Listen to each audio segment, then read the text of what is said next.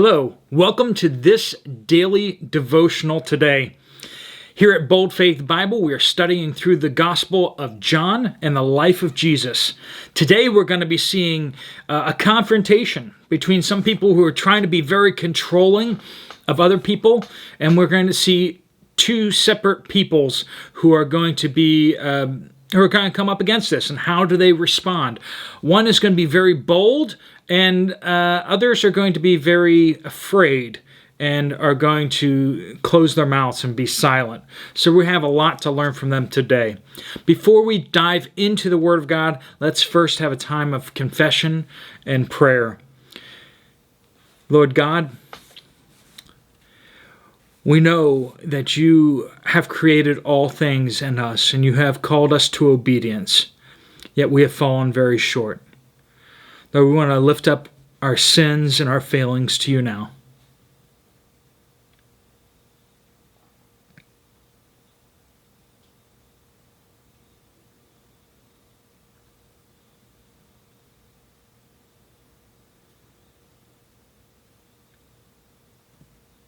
As we confess our sins, Lord, you have promised that you are faithful and just to forgive us of all our sins and to cleanse us from all unrighteousness because of the sacrifice of Jesus. Lord, we pray, Lord, that you would open our hearts to hear what you have to say to us this morning, that you would speak to us, each one, that you would give us the strength and the courage to obey you today. Lord, we pray all these things in your mighty name, Jesus. Amen.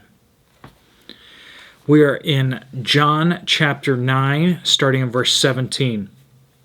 So Jesus has healed this man who was born blind.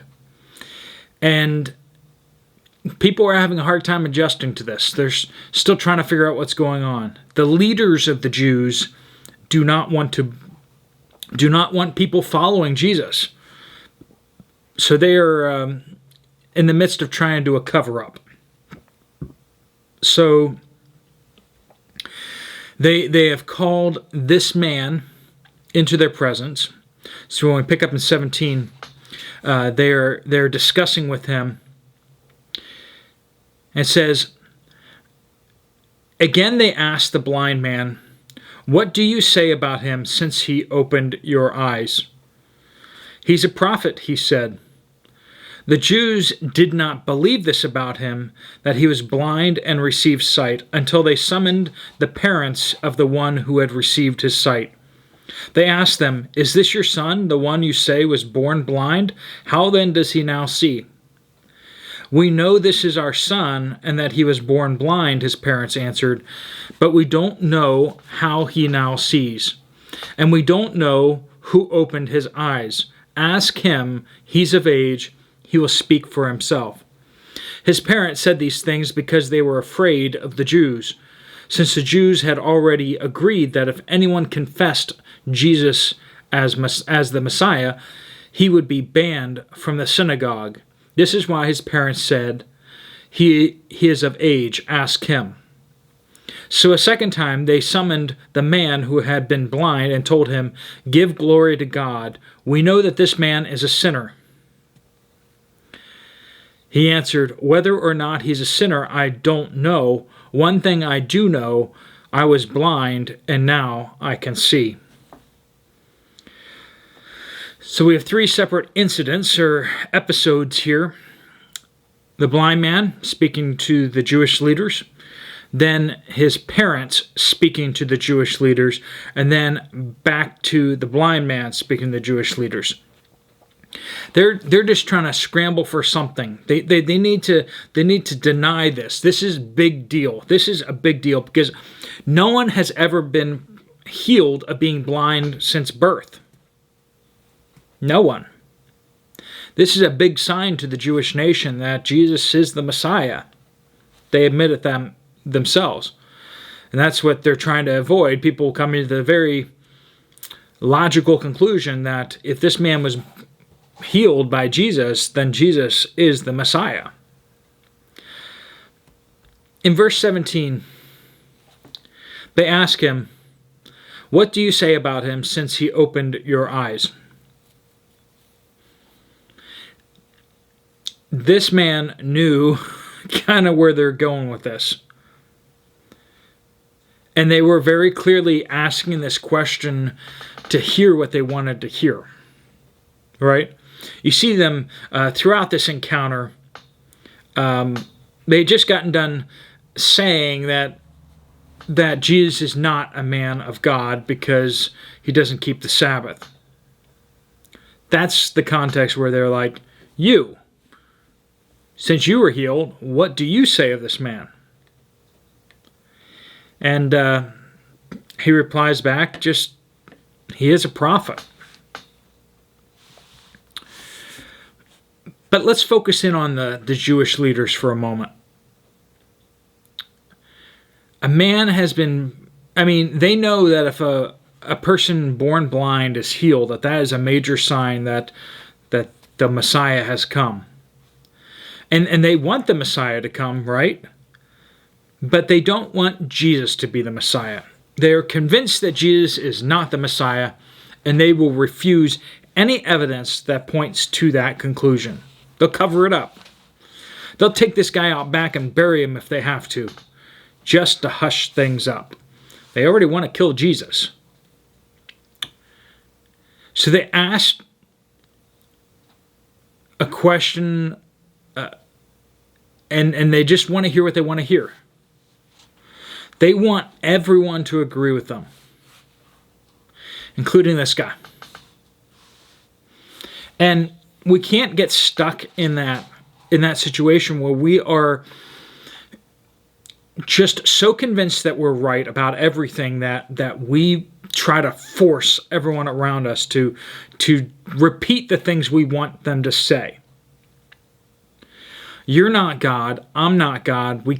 We are not called, and we have not the authority to be speech regulators, thought regulators.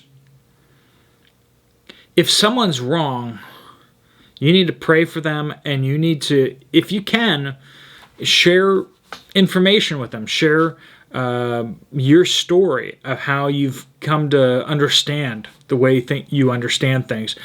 But there needs to be a lot of grace and mercy in that. Do you know how wrong you were? We were all pretty wrong, right? And this person is not so different than the way you were before and the way I was before. We need to have a lot of grace for them. God had grace on us. We need to have grace for them. We should not be going around trying to force everyone to agree with us. That's not biblical at all. So in verse 18 and 19, the Jews did not believe this about him, that, speaking of the man, that he was born blind and received sight, until they summoned the parents. Then they asked the parents, "Is this your son?" Right? So they didn't believe it. A man testified, this is what happened, and such. And they're like, well, we think he's the guy.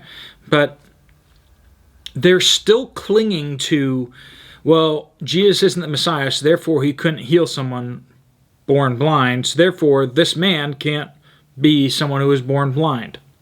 You see that? See how they're doing that? It's just like, they're so convinced they're right that they're not trying to discover the truth. They're trying to prove themselves to be right. And you'll see in just a moment, once they can't prove themselves right, they're going to then try to bludgeon everyone into agreeing with them. Yikes. So, we too need to be careful about that. You have come to an understanding of what this book says about your faith, but you need to hold it with a spirit of humility. And I've talked about that before. Having this learner spirit, right? Where we see ourselves not as having arrived, but rather as being someone on a journey. That all of our beliefs, all of our the things we know to be true, we hold them loosely with kind of an open hand. You know, if I'm wrong, show me, please. because then I'll be more right. It's not to say that we should deny the things that are pretty evident. They're going to do that to this guy. They're going to want him to deny some things, and he's not going to. But if we're on the other side of things and we're wrong, we've all known people to hold on to being wrong. They're the things that they think are true but are absolutely not. They hold on to them white-knuckled and refuse to give them up. And they'll fight tooth and nail for those things, even though they're dead wrong. Just out of pride. Stubborn as a mule, right? And that's what these people are doing. And we need to be careful about being wrong and, more importantly, being arrogant about what we think we know. Because we will oftentimes be proven to be a fool. When there's a controversy about things, oftentimes it means that well-intentioned people are on both sides. They see it both ways, and that means it's something that's maybe a little hard to understand, and we should be very careful about dismissing people without listening to them. And I don't mean like hearing them a little bit, but I mean like really listening to them. Let's listen to people. If they're wrong, well then hopefully it's evident that they're wrong. Ideas aren't dangerous so much as people silencing people are dangerous. Those are the people you should truly be afraid of. Not the people who are like, I had this thought. If they're a fool, it will be evident. Verse 20. We know that this is our son and that he was born blind, his parents answered. But we don't know how he now sees, and we don't know who opened his eyes. Oh, come on. You don't know who opened his eyes. Yeah, right. Let's keep reading, and once again you'll see. We don't know who had opened his eyes. Ask him. He is of age. They're just throwing their son under the bus. He will speak for himself. His parents said these things. Why? Because they loved him and... No. Because they were afraid of the Jews. Since the Jews had already agreed that if anyone confessed Jesus as the Messiah, he would be banned from the synagogue. This is why his parents said, he is of age, ask him. Oh yeah. Their son has been miraculously healed, and they're so overjoyed that they throw their son under the bus. Yeah. If we say anything, we're going to get banned from the synagogue. We're going to get shame put upon us. Son, why don't you answer them and you take all that shame and dishonor and get kicked out of the synagogue? You do it.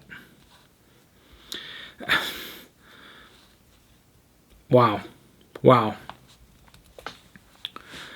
They are afraid of the Jewish leaders.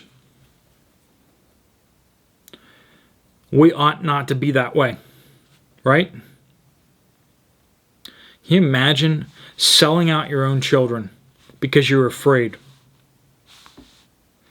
Afraid of being slapped on the wrist and ostracized from society. We ought to be dedicated to the truth and to God, not some worldly system. Your luxuries, your job, your home, you need to be dedicated to truth and to the Lord. They denied Jesus here because they didn't want to make people upset, powerful people upset. They didn't mind throwing their son out to the wolves, but they didn't want to go out to the wolves. Instead of seeking Jesus, who is this man who has healed our son from birth? If anyone knew that their son had been born blind, they knew. And when they heard that he was healed, they completely didn't care. They didn't care about truth. They didn't care about God. They didn't want to get to the bottom of who did this and is this the Messiah? No, no. They just wanted to not lose their country club status, have their card revoked. They were cowardly. They refused to pursue the truth when it was staring them in the face. Verses 24 through 25. So a second time they summoned the man. Like, what are they going to ask him now that they haven't asked him before? They summoned the man who had been blind and told him, "Give glory to God. We know that this man is a sinner." Don't you love it when people ask questions when they're not a question? It's, this is what we want you to say. Say it. Is there a question here somewhere? Like, what? Where's the question? They're daring you to disagree with them in the hopes that you'll back down like his parents did. But this man has been healed.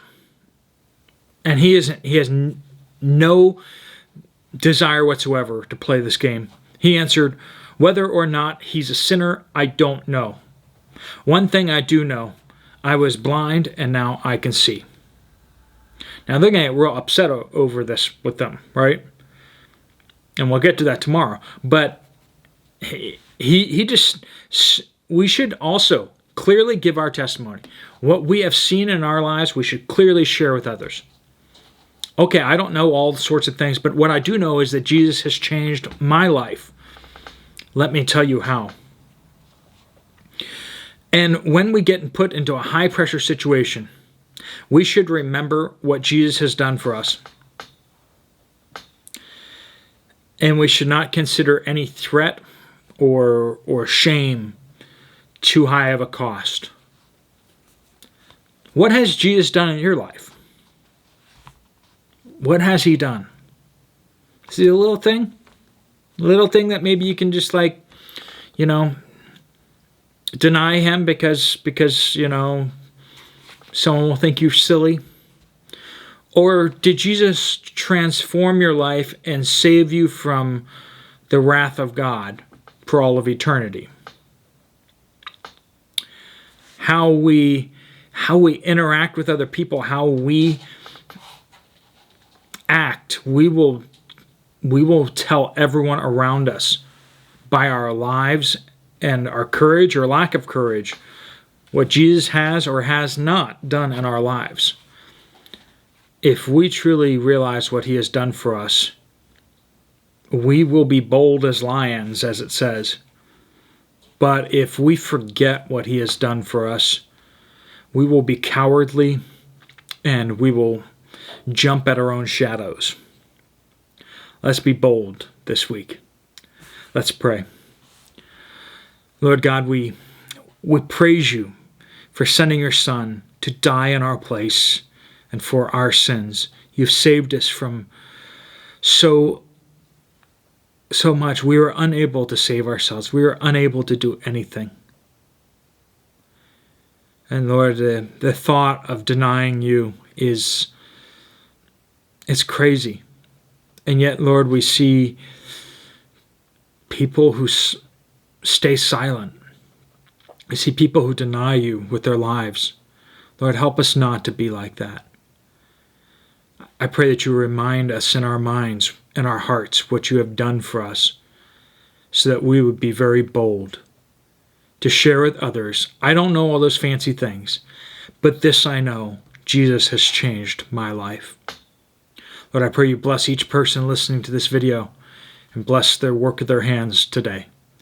Lord, we pray all these things in Jesus' powerful name. Amen. God bless you all. And if you have some time for some other Bible studies, there's a couple playlists right here. Otherwise, I'll see you guys again tomorrow. Every weekday morning at 6 a.m. and Sundays at 6 a.m. God bless you all.